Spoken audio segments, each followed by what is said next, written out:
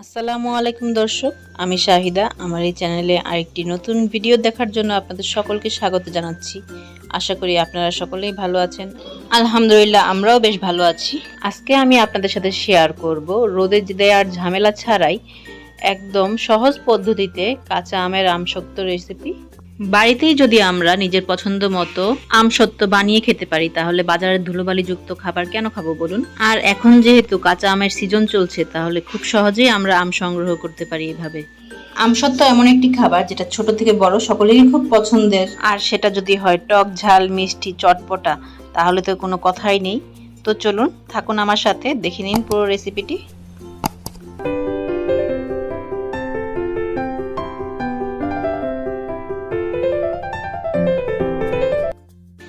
আমসত্ত্ব বানানোর জন্য এখানে আমি 5 কেজি কাঁচা আম নিয়ে নিয়েছি। এগুলোকে আমি ভালো করে ধুয়ে নিয়েছি। এখন আমি আমের খোসাগুলো ছাড়িয়ে আমগুলো আবারও ভালো করে ধুয়ে নিব। আমার সবগুলো আমের খোসা ছাড়ানো হয়ে গেছে।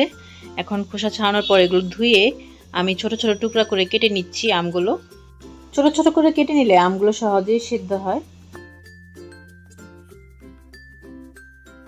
আমার সবগুলো আম কাটা হয়ে গেছে। এখন এর মধ্যে আমি 1 কাপ পানি দিয়ে দিচ্ছি, যাতে সেদ্ধ হওয়ার সময় নিচে লেগে না যায়। এমনিতেও আম থেকে পানি উঠবে। এরপর চুলায় বসিয়ে আমি ঢেকে ভালো করে সিদ্ধ করে নিচ্ছি আমগুলোকে কিছুক্ষণ পর পর এভাবে নেড়ে দিতে হবে, না হলে নিচে লেগে যাবে। আর নিচে লেগে গেলে একটা পোড়া পোড়া গন্ধ আসবে, সেটা খেতে একদমই ভালো লাগবে না।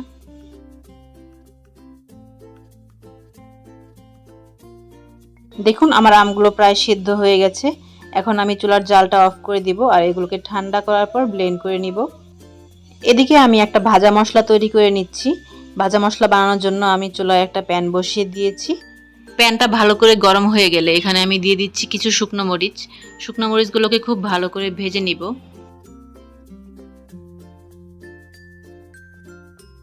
মরিচগুলো কিছুক্ষণ ভাজার পর যখন কালারটা চেঞ্জ হয়ে যাবে, তখন এতে আমি দিয়ে দিচ্ছি পাঁচফোড়নটা দেওয়ার পর এগুলোকে আমি একসাথে কিছুক্ষণ ভেজে নামিয়ে ঠান্ডা করে ব্লেন্ড করে নিব। ব্লেন্ড করার সময় পুরোপুরি মিহিন করব না, আধা ভাঙ্গা ব্লেন্ড করে নিব। দেখুন, গুঁড়াটা ঠিক এরকম হবে, একবারে মিহিন না আর আস্তও না, আধা ভাঙ্গা টাইপ। আর এইদিকে আমগুলো ঠান্ডা করে আমি ব্লেন্ড করে নিয়েছি। আপনারা চাইলে চালনিতেও চেলে নিতে পারেন। এরপর আমি এখানে দিয়ে দিচ্ছি পরিমাণ মতো লবণ, 1 টেবিল চামচ বিট লবণ। তারপর আমি এখানে দিয়ে দিচ্ছি 2 চা চামচ লাল মরিচের গুঁড়ো। আপনারা যারা আমসত্ত্বটা মিষ্টি খেতে চান, তারা মরিচের গুঁড়োটা স্কিপ করবেন। এরপর আমি এখানে দিয়ে দিচ্ছি 1.5 কেজি পরিমাণ চিনি। আমার আমসত্ত্বটা টক, ঝাল, মিষ্টি টাইপ হবে। এরপর আমি সবগুলো একসাথে ভালো করে মিশিয়ে নিচ্ছি। আমি কিন্তু এখনো পর্যন্ত চুলার জালটা দিইনি।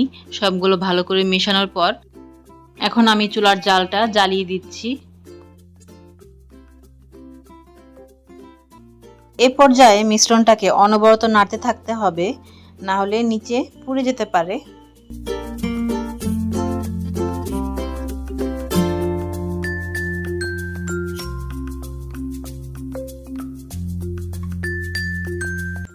নাড়তে নাড়তে মিশ্রণটি বলকে এসে গেছে। এখন এটা একটু সাবধানতার সাথে নাড়তে হবে। জালটা এর জন্য মিডিয়াম টু লোতে দিতে হবে, কারণ এভাবে গায়ে ছিটার সম্ভাবনা অনেক বেশি থাকে।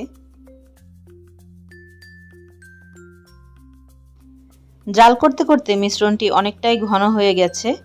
এটা প্রায় হয়ে গিয়েছে। এটা নামানোর কিছুক্ষণ আগে আমি যে ভাজা মশলাটা করে রেখেছিলাম, সেই ভাজা মশলাটা দিয়ে দিব। এখন আমি এর মধ্যে ভাজা মশলাটা দিয়ে দিচ্ছি। ভাজা মশলাটা দিয়ে ভালো করে নেড়ে নিব।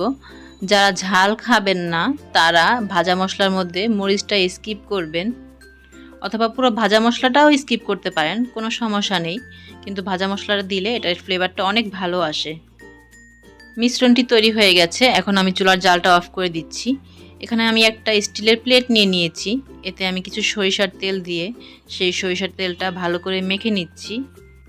সরিষার তেলটা দিলে আমসত্ত্বটা সহজেই প্লেট থেকে উঠে আসবে। তেলটা মাখা হয়ে গেলে আমি আমসত্ত্বটা এখানে পরিমাণ মতো ঢেলে দিচ্ছি।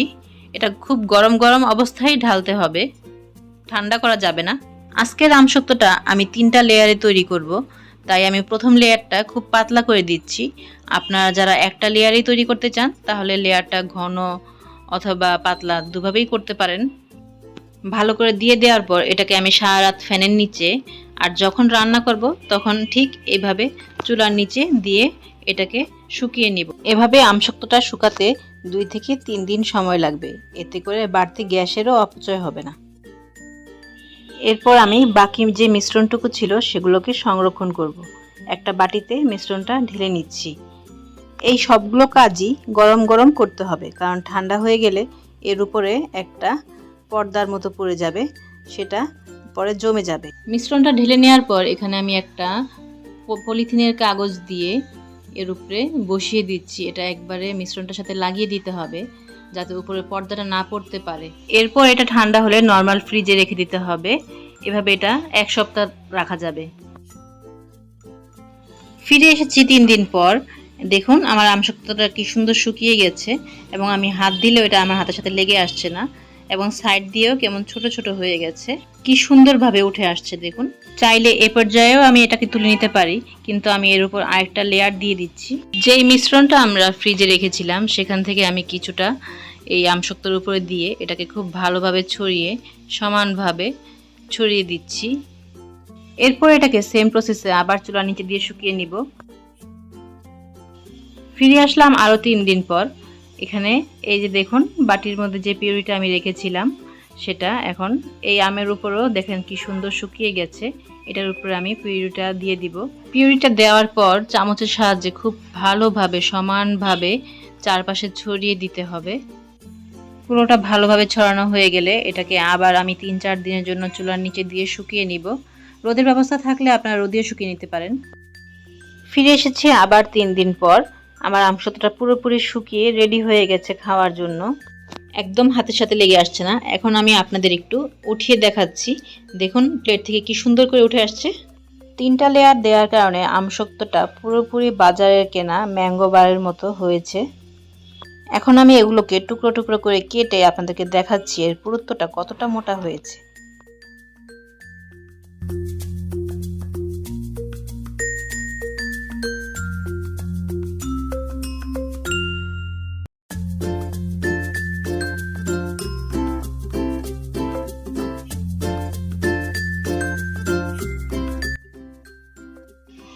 দেখুন দর্শক এর পুরুত্বটা কতটা মোটা হয়েছে, একবারে বাইরে থেকে কেনা ম্যাঙ্গো বারের মতোই হয়েছে।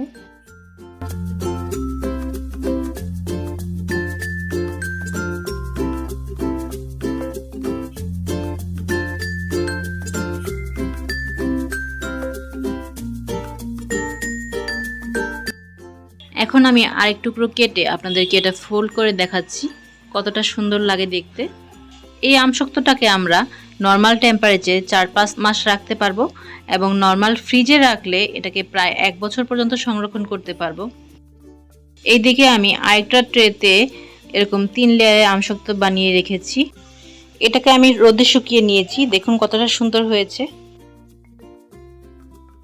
সো তৈরি হয়ে গেল আমাদের অনেক সুন্দর এবং মজাদার লোভনীয় আমসত্ত্ব। বাজারের কাঁচা আমগুলো শেষ হওয়ার আগেই আপনারাও বানিয়ে ফেলুন ঘরের তৈরি এরকম সুন্দর কাঁচা আমের আমসত্ত্ব, এবং বানানোর পর কেমন লাগলো অবশ্যই আমার সাথে শেয়ার করতে ভুলবেন না।